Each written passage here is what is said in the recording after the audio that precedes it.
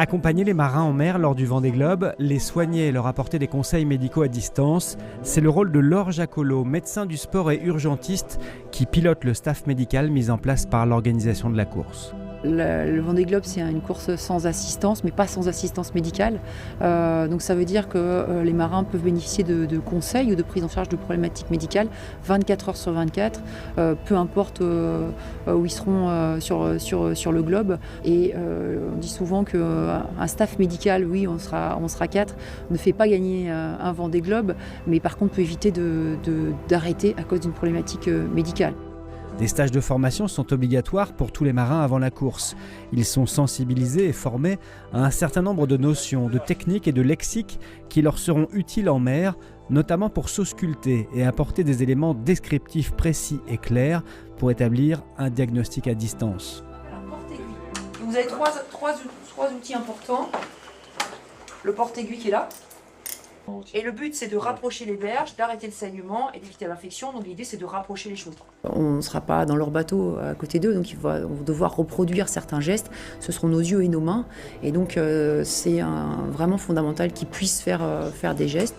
Il s'agit pour les concurrents de se soigner et bien sûr de réaliser des gestes indispensables en urgence comme stopper une hémorragie, recoudre une plaie, soulager une douleur de fracture ou une déshydratation.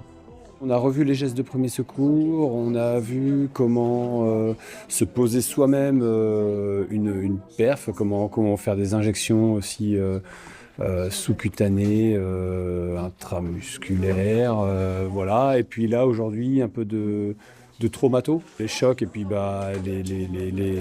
les atteintes qu'on peut avoir, et puis de la suture sur des plaies. Les principales pathologies rencontrées en course au large sont d'ordre dermatologique, car la peau est mise à l'épreuve dans un environnement salé, humide et avec une hygiène réduite. Et avec la vitesse des bateaux, la traumatologie s'est imposée. Chocs, chutes, entorses, contusions et commotions sont devenus inévitables. On s'est rendu compte que la pathologie évolue, qu'il y a des lésions plus sévères maintenant, dues évidemment aux vitesses du bateau, aux cinétiques lésionnelles qui sont plus importantes, au mouvement des IMOCA, notamment des foilers, qui entraînent beaucoup de décélération. Et la décélération génère de la pathologie traumatologique. Et notamment, c'est l'occasion de discuter avec eux des commotions cérébrales et des traumatismes crâniens qu'on a maintenant à gérer sur chaque course. À bord, chaque marin dispose d'une pharmacie complète et doit en connaître les médicaments, outils et ustensiles pour pouvoir agir en situation de stress et de douleur potentielle, mais surtout d'inconfort d'un bateau humide et brutal.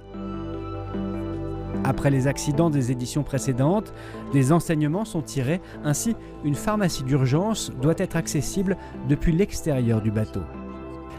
Le petit sac d'urgence qui est dans ton bateau, il est placé où dans ton bateau, à l'entrée à droite, juste sur la droite. Hop, Ok. Il est très accessible en fait dans une première pochette.